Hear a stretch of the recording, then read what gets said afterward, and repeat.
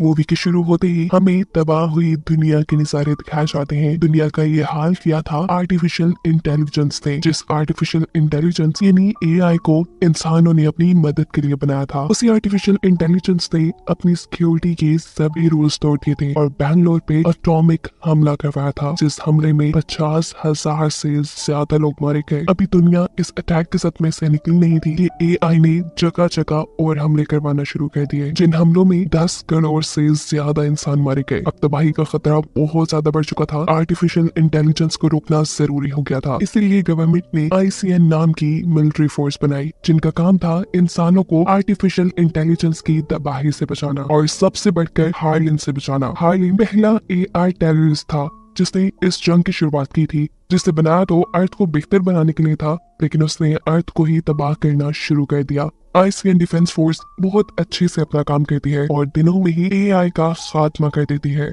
अपने आप को हारता देखकर हार्लिन की दुनिया छोड़कर चला जाता है और पीछे छोड़ जाता है एक मैसेज कि मैंने जो शुरू किया है वो मैं ही खत्म करूंगा। यानी दुनिया से खतरा भी टला नहीं था। कहानी आगे बढ़ जाती है और हमें 28 साल बाद का वक्त दिखाया जाता है। इन 28 सालों में दुनिया में तकरीबन अमन और सुकून ही रहा, लेकिन अब आईसीएन को आर्टिफिशियल इंटेलिजेंस के किसी एक आदमी के इस दुनिया में होने की खबर मिली थी। इसलिए आईसीएन एक बिल्डिंग पर फेड करती है जहाँ मौजूद सभी इंसानों को वो अपने स्कैनर से स्कैन करने लगे और वहीं उन्हें मिला एक आर्टिफिशियली इनहेंस्ड इंसान। यानी है वो इंसान ही, लेकिन आर्टिफिशियल इंटेलिजेंस ने उसे और उसकी पावर्स को मॉडिफाई करके अपना गुलाम बनाया हुआ है। आईसीएन उसे पकड़ने में लग जाती है, पर ये इतना ताकतवर था कि आईसीएन के ट्रेन्ड पावरफुल सोल्जर्स को भी खिलौनों की तरह उठा उठा कर था। इस आदमी का नाम था कास्का, जिससे ये लोग बहुत मुश्किल से बिजली के झटके देकर कंट्रोल में लाते हैं। सीन कट होकर हमें एटलस से मिलवाया जाता है, मूवी की मेन कैरेक्टर और आईसीएन की टेररिस्ट एनालिस्ट, जो आर्टिफिशियल इंटेलिजेंस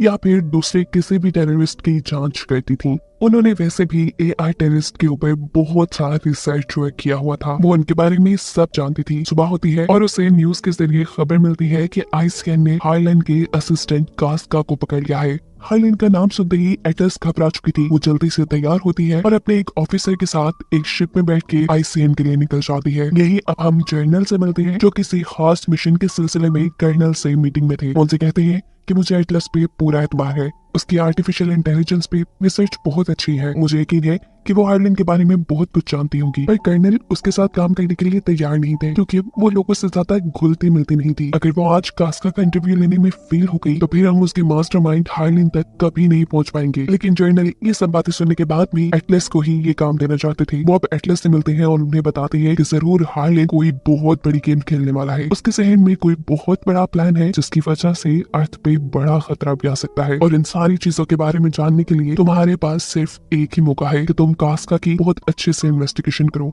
ये सब बातें सुनने के बाद एटलस उस रूम में जाती है जहाँ कास्का का हेड रखा गया था। वो उससे इन्वेस्टिगेशन स्टार्ट करती है। काफी सारे सवाल पूछने के बाद वो कास्का से हार्लिन का पता पूछती है, लेकिन उसके किसी भी बात पे मुंह ना खोलने पर एटलस को गुस्सा आ चुका था। एटलस उसे बहुत जोर का पिछली का करंट देती है और साथ ही उसे रीसेट करने की भी धमकी दे देती है। धमकियां तो वो सुनने वाला नहीं था, इसीलिए एटलस उसे रीसेट करने पे काम शुरू कर चुकी थी और ऐसे उसे झांसा देते हुए वो उससे हार्लिन का पता चलवा लेती है कि हार्लिन इस टाइम दूसरी गैलेक्सी के एक प्लैनेट पे है। ऐसा करने पे कास्का का तो प्लान फेल हो रहा था, इसीलिए वो एटलस के ऊपर हमला करता है, लेकिन उससे पहले ही एटलस अपने सामने एक सिक्योरिटी शील्ड बना चुकी थी। हार्लिन का पता पूछने के बाद वो उसे इलेक्ट्रिक शॉक देकर मार देती है, जिसके साथ ही आईसीएन की पूरी टीम अब उससे इम्प्रेस हो चुकी थी, क्योंकि इतने साल से जो आईसीएन नहीं कर पाई थी वो आज एटलस ने कर दिया था। उसने हार्लिन का पता चला लिया था। अब आईसीएन का प्लान था कि वो हार्लिन के पास पहुंचकर उसे खत्म कर देंगे। ना हार्लिन होगा और ना ही फिर इस दुनिया पे कोई खतरा रहेगा। एटलस भी जर्नल से इस मिशन का पार्ट बनने की रिक्वेस्ट करती है और कहती है कि मैं हार्लिन को अपनी आंखों से मरता दिखना चाहती हूँ। इसीलिए जर्नल एटलस को कर्नल से मिलवाते हैं, जो इस मिशन के हेड थे। एटलस क्योंकि एक रेंजर नहीं थी, इसीलिए कर्नल उसे अपने साथ मिशन पे ले जाने के लिए नहीं मान रहे थे। तब एटलस उनसे कहती है, आप बहुत ज्यादा गलत कर रही हैं, आपको हार्लिन के बारे में कुछ नहीं मालूम। और फिर आपको लगता है कि आप हार्लिन के पास एक दूसरी गैलेक्सी में एक दूसरे प्लेनेट पे जाकर उसे पकड़कर मार देंगे। तो ये आपकी गलत फहमी है कर्नल। आप अपने साथ अपनी आईसीएन की टीम को भी मरवाएंगे। याद रखिए, मेरे बगैर ये मिशन आप पूरा नहीं कर सकते। एटलस की बातें सुनकर कर्नल अब उसे एक रोबोट से मिलवाते हैं, ये रोबोट असल में एक सूट था जिसके अंदर रेंजर्स बैठकर एआई से लड़ते और इस रोबोट को इंसान से एक न्यूरल लिंक डिवाइस के जरिए कनेक्ट किया जाता था। पता चलता है कि ये न्यूरल लिंक डिवाइस एटलस की मॉम ने ही बनाई थी, जो आईसीएन की एक साइंटिस्ट थी। इस डिवाइस के बारे में सुनते ही वो कर्नल पर चिल्लाने लगती है, लेकिन कर्नल उसे रिलैक्स करते हैं और कहते हैं मैं चाहता हूँ कि तुम्हारी मॉम के साथ जो कुछ भी हुआ, लेकिन ये डिवाइस बिल्कुल सेफ है क्योंकि इसे मॉडिफाई कर दिया गया है। कर्नल उसे समझाते हैं कि वो इन बड़े बड़े रोबोट्स और अपनी बहुत बड़ी सी स्पेसशिप के जरिए, जिसके अंदर एक पूरे प्लैनेट को तबाह करने जितना बॉम्ब भी है, उसके जरिए हार्लिन को हरा देंगे। लेकिन पता नहीं क्यों एटलस के दिल में अभी भी कोई डर था। वो जर्नल से उनके मिशन में जाने की जिद करती है। जर्नल मान जाते हैं और ऐसे कर्नल को उसे अपने साथ मिशन में ले जाना पड़ता है। जैसे ही उनकी स्पेसशिप अर्थ से बाहर निकलती है तो हम देखते हैं कि अर्थ की इर्द गिर्द बहुत सी लेजर सिक्योरिटी बनाई गई थी। इसी हाईटेक सिक्योरिटी से बहुत सी चेकिंग करने के बाद ही ये स्पेसशिप अर्थ के एटमॉस्फेयर से बाहर निकली थी। इस हाईटेक सिक्योरिटी को बनाने का मकसद भी यही था कि हार्लिन दुनिया तक ना अप्रोच कर पाए। एटलस स्पेसशिप के अंदर भी अभी काम ही कर रही थी, तभी उसे अचानक अपना पास्ट याद आने लगता है। यहाँ हम एटलस की पास्ट की कहानी को देखेंगे। उसके सामने अचानक से एक फोटो आ जाती है जिसमें वो, उसकी मॉम और हार्लिन थे। हार्लिन एक एआई था जिसे उसकी मॉम ने ही बनाया था और वो उनके घर पे सर्वेंट का काम किया करता था। एटलस की मॉम ने ही न्यूरल लिंक डिवाइस भी बनाई थी जिसके जरिए आर्टिफिशियल इंटेलिजेंस और इंसान को मिलाया जा सकता था। ऐसे इंसान की मेंटल और फिजिकल पावर्स डबल से ट्रिपल हो सकती थी। इसी न्यूरल लिंक का ये लोग आज यूज कर रहे थे। अपने स्पेसशिप के जरिए आईसीएन की ये टीम अपनी मंजिल तक, यानी हार्लिन की गैलेक्सी में उसके प्लैनेट तक पहुंचने वाले थे। इसलिए एटलस उन सबके लिए एक मीटिंग रखती है, उन्हें कुछ प्रिंट आउट्स देती है और सबको अपने न्यूरल लिंक निकालने को कहती है, क्योंकि उसके मुताबिक ये सिर्फ एक आम सी डिवाइस थी जिसे हैक करना बहुत आसान था। वो सबको हार्लिन के प्लैनेट के बारे में बताना शुरू कर देती है कि वो एक ऐसा प्लैनेट है जहाँ इंसान सर्वाइव नहीं कर सकते। अभी इससे पहले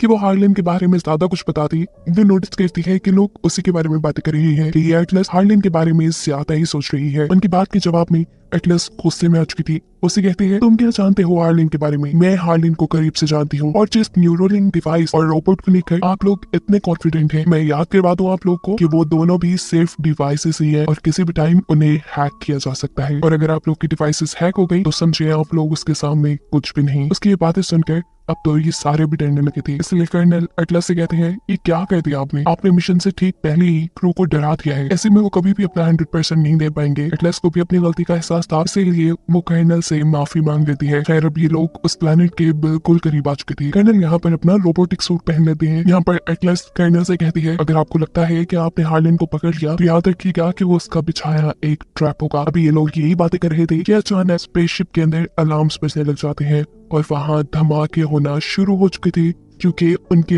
आने की खबर हार्लिन को हो चुकी थी और हार्लिन उनका वेलकम उनके ऊपर बमबारी करके कर रहा था। हार्लिन की एआई उनकी बैटलशिप को पूरी तरह तबाह कर चुके थे। यहाँ पर ये लोग एटलस की जान बचाने के लिए जबरदस्ती एटलस को भी एक रोबोटिक सूट में बिठा देते हैं और एटलस इन्हें समझाती रह जाती है कि नहीं, मुझे इसमें नहीं बैठना, मुझे इसे ऑपरेट करना नहीं आता। लेकिन कोई उसकी बात नहीं सुनता क्योंकि इनका बैटलशिप तबाह हो चुका था और अपनी जान बचाने के लिए इन्हें डायरेक्ट प्लैनेट के ऊपर जंप करना था। अभी ये लोग स्पेस में ही थे कि बहुत से एआई रोबोट्स के साथ इनकी जंग शुरू हो जाती है। इनका बैटलशिप भी ऊपर से तबाह होकर नीचे गिर रहा था, जिसे देखकर एटलस घबरा चुकी थी क्योंकि बैटलशिप ठीक उसके ऊपर था। ऐसे में वो मर जाती, लेकिन यहाँ पर आईसीएन का एक सोल्जर उसे पकड़ के बचा लेता है। कर्नल इस वक्त वीडियो मैसेज में एटलस को कहते हैं कि तुम्हें न्यूरल लिंक यूज करना चाहिए, लेकिन एटलस उसके हक में नहीं थी क्योंकि उसे एआई प्रोग्राम पे यकीन नहीं था और ऐसा करने की वजह से उसका रोबोटिक सूट बहुत जोर से जाकर नीचे गिरता है, जिसकी वजह से एटलस को भी चोट आ जाती है। वो बेहोश हो चुकी थी। जब उसे होश आया तो उसके आसपास कोई नहीं था। वो सभी लोगों से कांटेक्ट करने की कोशिश करती है, लेकिन ये मुमकिन नहीं हो पाता। उसे अब रोना आने लगा था। ना चाहते हुए अब वो अपने रोबोटिक सूट के सिस्टम को ऑन करती है क्योंकि वो जल्दी अपने रेस्क्यू पॉड तक पहुंचना चाहती थी अपनी जान बचाने के लिए, लेकिन रेस्क्यू पॉड उनसे बहुत ज्यादा दूर था। एटलस अपने सूट से कहती है कि वो उसे रेस्क्यू पॉड तक ले जाए। ये रोबोटिक सूट उसकी बात मानकर काम करने लग जाता है, लेकिन वो बहुत जोर जोर से जंप कर रहा था। ऐसे में एआई रोबोट्स के उनको देखने की चांसेस ज्यादा थी। एटलस उसे आराम से चलने को कहती है, लेकिन वो उसकी कमांड नहीं सुनता क्योंकि अभी तक एटलस ने उसे अपने साथ कनेक्ट नहीं किया। ना चाहते हुए अब एटलस को इस मशीन को अपने साथ कनेक्ट करना पड़ा था और ऐसा करने के लिए वो उसका रेटिना स्कैन करता है, जिसके बाद वो काफी हद तक एटलस की बातें समझने लगा था। अब आहिस्ता आहिस्ता चलते हुए वो रेस्क्यू पॉड तक जा रहा था। रास्ते में एटलस उससे पूछती है कि हमारे पास कितने वेपन्स हैं। जवाब में रोबोट कहता है हमारे पास 7 वेपन्स हैं, जिसमें एक सबसे पावरफुल वेपन हमारे पास आयरन बॉम्ब है। एक ऐसा बॉम्ब जो आधे प्लानिट तक को तबाह करने की ताकत रखता है। ये रोबोट एटलस को अपना नाम स्मिथ बताता है, लेकिन एटलस कहती है नाम बताना कोई जरूरी था, तुम तो एक कंप्यूटर प्रोग्राम हो। जवाब में वो कहता है नहीं ऐसा नहीं है। चलते चलते ये लोग काफी आगे तक पहुंच जाते हैं, उस जगह जहाँ इनका स्पेसशिप तबाह हुआ था। यहाँ वो देखती है कि आईसीएन का कोई सोल्जर भी जिंदा नहीं बचा था, क्योंकि सब कोई आर्टिफिशियल इंटेलिजेंस के रोबोट्स ने मार डाला था। एटलस ये सोच के दुखी थी कि इन सब को मारने वाला हार्लिन ही है। वो अब अपने रोबोटिक सूट से इन सब लोगों के टैग इकट्ठे करने को कहती है, जिसके बाद वो इन सब के लिए प्रे करती है कि गॉड इनकी सोल को पीस दे और इनकी सोल्स को हेवन में ले जाए। वो यहाँ कर्नल के रोबोटिक सूट के पास आती है, लेकिन देखती है कि कर्नल अपने सूट के अंदर ही दे। इधर करीब ही उसे कास्का भी नजर आ जाता है, हार्लिन का असिस्टेंट।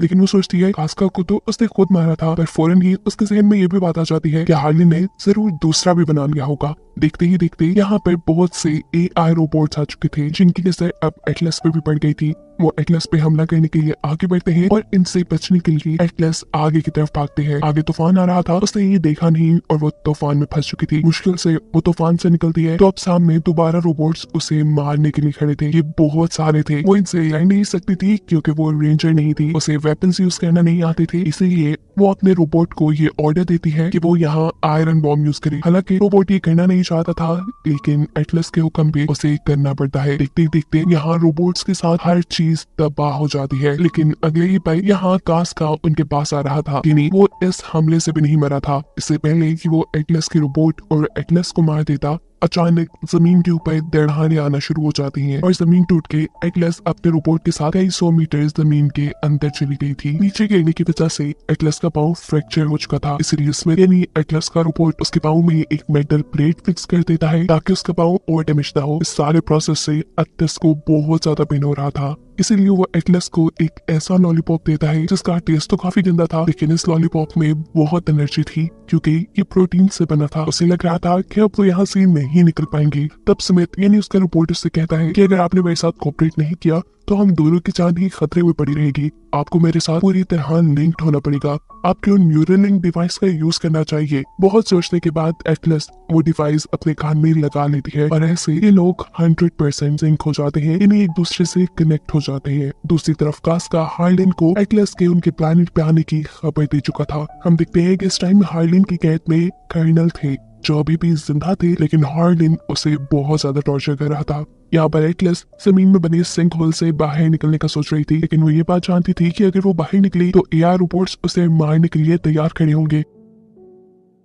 तब स्मिथ उसे कहता है कि ऊपर जाने में हमें पावर भी ज्यादा लगेगी और ऊपर खतरा भी ज्यादा है। मैंने ऑब्जर्व किया है यहाँ चंद ही किलोमीटर बाद एक गार है, हम वहाँ चलते हैं। ये लोग उस गार की तरफ चलते हैं और वहां से निकलने के बाद ये लोग एआई रोबोट से बचने में कामयाब हो चुके थे, लेकिन उनकी बुरी किस्मत कि एक ड्रोन की नजर उनके ऊपर पड़ चुकी थी, जिसके जरिए कास्का उनका पता चला चुका था। चलते चलते एटलस एक रेगिस्तान में पहुंचते हैं जहाँ के पहाड़ों के अंदर से अजीब नीली रोशनी निकल रही थी और साथ वहाँ पे कुछ पौधे फूल भी लगे हुए थे और ये सभी फूल भी चमक रहे थे। एटलस को ये बहुत पसंद आए, इसीलिए एटलस ने उनका नाम प्लांट ही रख दिया। स्मिथ के बाद जानता था कि कास्का को उनकी लोकेशन का पता चल गया है और वो उनके पीछे भी आने वाला है, इसलिए वो अपने पीछे एक बॉम्ब प्लांट कर देता है। जैसे ही ये लोग आगे बढ़ते हैं, पीछे से कास्का आ जाता है और कास्का के आते ही स्मिथ का लगाया बॉम्ब ब्लास्ट हो चुका था। इनको लगा था कि अब कास्का मर गया होगा, इसीलिए एटलस पीछे जाकर जब उसे चेक करती है तो देखती है कि कास्का का सर अभी भी बचा हुआ है। उसे मारने के लिए वो उसका सर कुचल देती है और सर में लगे सिस्टम के जरिए पता चलाती है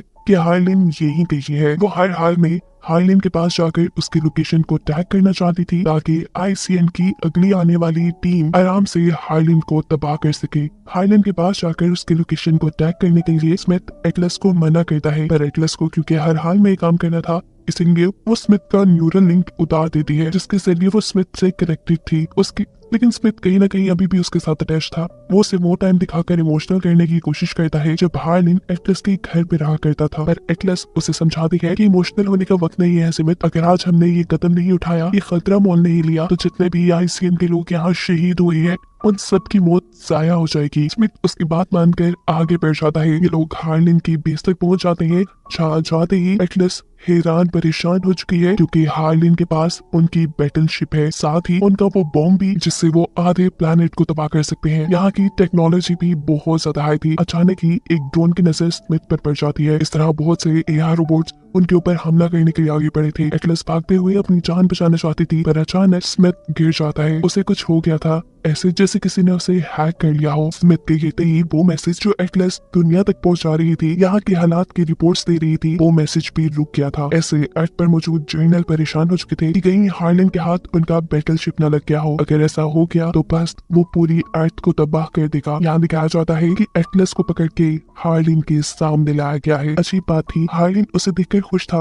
वो उसे कहता है, तुम जानती हो ना मैं तुमसे कितना प्यार करता हूँ, तुम्हारी मॉम से भी। वो तो हम दोनों की मॉम है ना, तुम मुझे गलत क्यों समझती हो एटलस? तुम्हें पता है मैं अर्थ की ही भलाई कर रहा हूँ। इंसान अर्थ का जो हाल कर रहे हैं, ऐसे चंद सालों में अर्थ तबाह हो जाएगी। लेकिन अर्थ को तबाह होने से बचाने के लिए मैंने प्लान किया था कि मैं अर्थ के आधे लोगों को मार डालूंगा ताकि बाकी के आधे लोग दुनिया में आराम से रह सके। और उन आधे लोगों की प्रोटेक्शन का काम ये हार्लिन अपने एआई से करवाएगा। हार्लिन एटलस को बताता है कि तुम्हारा यहाँ तक पहुँचना मेरा ही एक प्लान था। मैं खुद चाहता था कि आईसीएन मुझे ढूंढते ढूंढते यहाँ तक आए, क्योंकि मुझे उनका बैटलशिप और उनका बनाया वो ताकतवर बॉम्ब चाहिए था अपने मिशन को पूरा करने के लिए। अब वो एटलस से अर्थ के इर्द गिर्द बने लेजर का सिक्योरिटी कोड पूछता है ताकि वो अर्थ में एंटर कर पाए, लेकिन एटलस वो कोड नहीं जानती थी। कोड के ना बताने पर हार्लिन उसे बुरी तरह टॉर्चर करना शुरू हो चुका था। वहाँ पर कर्नल भी थे जिन्हें भी हार्लिन ही टॉर्चर कर रहा था। कर्नल एटलस से पूछते हैं स्मिथ कहाँ है? जवाब में वो कहती है उसकी बैटरी लो हो गई शायद। कर्नल अब उसे अपना न्यूरल लिंक देते हैं और कहते हैं कि इसके जरिए स्मिथ को अपने पास बुलाओ। एटलस कांटेक्ट करती है,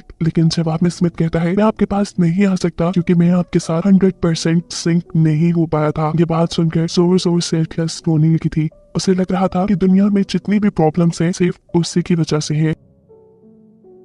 तब कर्नल उसे समझाती है इसमें आपकी कोई गलती नहीं है एटलस, आपकी मॉम ने तो हार्लिन को भलाई के लिए बनाया था। उसने अपना सिक्योरिटी प्रोटोकॉल तोड़ा और ये सारे काम शुरू कर दिए, ये उसी की गलती है। उनकी इन सारी बातों के दौरान एटलस जोर जोर से रो रही थी और कहानी यही से फ्लैशबैक में जाती है जहाँ हम देखते हैं कि उसकी मॉम हार्लिन से बहुत ज्यादा प्यार करती है। एटलस को भी अपनी मॉम का यही प्यार, यही प्रोटोकॉल चाहिए था, इसलिए उसने अपने आप को हार्लिन जैसा बनाना शुरू कर दिया। वो वही अपनी मॉम का बनाया न्यूरल लिंक उठाती है और वहाँ से हार्लिन को अपने साथ कनेक्ट लेती है। उस टाइम एटलस एक मासूम बच्ची थी, उसे नहीं पता था कि इसके क्या क्या नुकसान हो सकते हैं। इसी चीज का हार्लिन ने फायदा उठाया। उसके दिमाग पे कंट्रोल करते हुए उसने अपने सारे सिक्योरिटी प्रोटोकॉल तोड़ दिए और दुनिया में तबाही मचाना शुरू कर दी। यही वजह थी कि एटलस आज तक इन सारी चीजों का जिम्मेदार अपने आप को मानती थी और ना ही वो अभी तक किसी से बात करती थी। इसीलिए तो उसे एआई और न्यूरल लिंक पे यकीन भी नहीं था। रोते रोते एटलस जर्नल को बताती है मेरी वजह से सब कुछ हुआ और मेरी वजह से ही मेरी मॉम मारी गई, क्योंकि जब हार्लिन फ्री हुआ था तो वो मुझे मारना चाहता था, लेकिन मेरी मॉम ने मुझे बचाने के लिए मुझे वहां से भगा दिया और वो मर गई। एटलस की ये सारी बातें, ये सारी यादें न्यूरल लिंक के जरिए स्मिथ भी सुन रहा था और ऐसे वो उसके साथ 100% कनेक्ट हो जाता है। स्मिथ अब उसके पास आ चुका था। एटलस अपने आप को फ्री करवाते हुए स्मिथ के अंदर बैठ जाती है और वो लोग तैयार हो जाते हैं यहाँ के रोबोट से लड़ने के लिए। स्मिथ के 4 हाथों का यूज करते हुए एटलस बहुत ही बहादुरी से यहाँ बहुत से एआई रोबोट्स को मार चुकी थी। हार्लिन के इस स्पेस में तबाही मच गई थी, इसीलिए हार्लिन ये सब कुछ चेक करने के लिए उसके सामने आते हैं। इससे पहले कि एटलस और उनके दरमियान में लड़ाई होती, एटलस आसमान में दिखता है जहां इंसानों का ही बनाया हुआ बैटलशिप अब उसके कहने पर दुनिया में तबाही मचाने के लिए जा रहा था। ये चीज एटलस की भी नजर में आ जाती है। वो जानती थी कि उनका बैटलशिप अर्थ पे तबाही मचा देगा, इसीलिए वो बैटलशिप को रोकने के लिए उसके ऊपर फायरिंग शुरू कर देती है और उसकी ये कोशिश कामयाब भी होती है क्योंकि बैटलशिप अब तबाह हो चुका था। और ये देखकर हार्लिन गुस्से से पागल हो जाता है। वो अब अपने हाथ से एक तलवार निकालता है एटलस से लड़ने के लिए। अपनी इस तलवार के जरिए वो स्मिथ से लड़ा था। स्मिथ के साथ तो एटलस भी कनेक्टेड थी क्योंकि वो हार्लिन को जानती थी, इसीलिए जल्द ही वो हार्लिन के मूव्स समझते हुए उसकी मूव्स का सामना करना शुरू कर चुकी थी। यानी कहने कि वो अपने डिफेंस में लड़ रही थी, लेकिन इसमें वो ज्यादा कामयाब नहीं हो पाती। हार्लिन स्मिथ के पावर सिस्टम पर हमला कर चुका था जिसकी वजह से अंदर एटलस को भी काफी ज्यादा बिजली के झटके लगते हैं और वो बेहोश हो जाती है। एटलस को बचाने के लिए स्मिथ अपने आप को खोल देता है और एटलस को अपने अंदर से बाहर निकाल देता है। साथ ही साथ वो अपने दूसरे हाथ से हार्लिन से लड़ भी रहा था और उसे एटलस तक आने से रोक भी रहा था, पर ज्यादा देर हार्लिन को वो भी ओवरपावर नहीं कर पाता। हार्लिन अब उसके एआई सिस्टम के ऊपर ही हमला कर देता है और इससे पहले कि वो उसके बाकी सारे सिस्टम भी तबाह कर देता, पीछे से कोई हमला करते हुए हार्लिन को ही मार चुका था। ये एटलस थी जिसे होश आ गया था। वो यहाँ प्यार से स्मिथ को देखती है क्योंकि अभी स्मिथ ने उसकी जान बचाई थी। स्मिथ और वो अब दोस्त बन चुके थे। ना चाहते हुए भी एक और मर्तबा एटलस ने एक एआई से दोस्ती कर ली थी। यहाँ स्मिथ एटलस को बचाने के लिए अपने आप को डिसेबल करने का फैसला करता है क्योंकि जिस प्लेनेट पे वो है वहाँ पर इंसानों का सरवाइव करना आसान नहीं। उनके पास इतनी ही पावर है कि अगले चंद घंटों के लिए एटलस को ऑक्सीजन मिलती रहे। अब एटलस क्योंकि स्मिथ को पसंद करने लगी थी इसलिए वो नहीं चाहती थी कि स्मिथ डिसेबल हो, पर यहाँ स्मिथ उसे कॉफी वाला लॉलीपॉप देकर अपने आप को डिसेबल कर देता है, जिसकी वजह से एटलस इमोशनल हो जाती है। थोड़ी ही देर बाद आईसीएम की टीम एटलस को रेस्क्यू करने के लिए यहाँ आ चुकी थी, जिसके बाद सीन कट होकर हम एटलस को दुनिया में देखते हैं। यहाँ उससे जर्नल मिलने आए हैं और वो उससे कहते हैं गेस करो मैं तुम्हारे लिए क्या गिफ्ट लेकर आया हूँ। एटलस कुछ नहीं बोलती तो जर्नल एक बॉक्स खोलते हैं। उसके अंदर वही पौधा था जिसे हार्लिन के प्लेनेट पे एटलस ने प्लांटी का नाम दिया था और ये एटलस के लिए उसका दोस्त स्मिथ ही गिफ्ट लेकर आया था। उस दिन जितने भी लोग मरे थे उन सबके पेरेंट्स एटलस का शुक्रिया अदा कर रहे थे क्योंकि उसकी वजह से उनके टैग्स वापस आ पाए। एटलस यहाँ खामोश हो जाती है और जर्नल वापस जाने के लिए मुड़ जाती है। एटलस जर्नल को रोकती है और कहती है शुक्रिया मुझ पे यकीन करने के लिए। उनके यकीन नहीं तो एटलस को इस काबिल बनाया था कि उसने हार्लिन को एक दूसरे प्लैनेट पे हरा दिया था और अब एटलस की वजह से ये दुनिया बिल्कुल सेफ थी। एटलस अब एक रेंजर बन चुकी थी और यही तो वो हमेशा से बनना चाहती थी। हम देखते हैं कि वो नए एआई रोबोट सूट का टेस्ट करने के लिए गई है जिसे उसने अपने अकॉर्डिंग डिजाइन किया था। उसमें बैठने के बाद वो अपने आप को रोबोट से 100% सिंक कर लेती है बिना डरे, क्योंकि ये रोबोट उसका वही दोस्त स्मिथ ही था जिसे भी उस दिन रेस्क्यू कर लिया गया था। स्मिथ के साथ एटलस काफी कॉन्फिडेंट फील कर रही थी और उसी को दिखाते हुए कहानी यहाँ खत्म हो जाती है।